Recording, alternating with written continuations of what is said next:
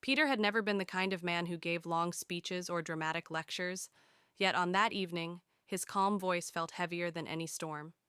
He sat across from him with steady eyes, the kind that had seen failure, loss, and quiet victories that no one ever applauds.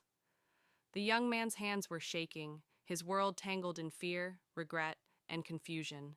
He had made mistakes, bad ones, and now the consequences were closing in like a dark tunnel with no clear exit.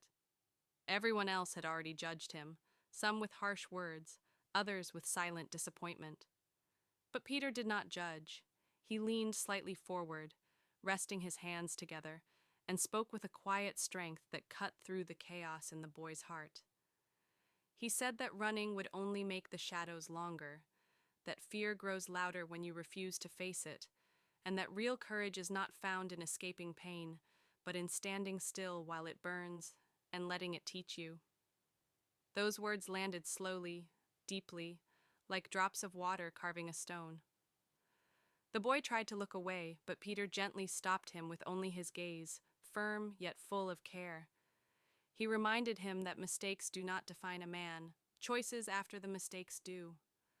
Life, he said, will knock you down more times than you can count, and sometimes it will feel unfair beyond reason, but the true test is whether you rise with bitterness in your heart or wisdom in your hands. His voice never trembled, yet emotion lived between every word. He spoke of responsibility, not as a burden meant to crush, but as a bridge toward self-respect. He told him that respect cannot be demanded from the world. It must first be earned in the quiet moments when no one is watching. The boy listened, torn between shame and hope, feeling exposed yet strangely safe for the first time in a long while.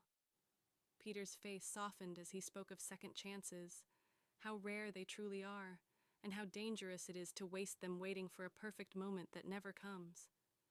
He said that life does not change overnight, and pain does not disappear just because you decide to be better, but each small honest step forward weakens the grip of the past.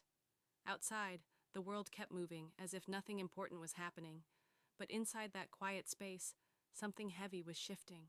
The boy felt it in his chest, a knot loosening that he did not even realize had been tightening for years.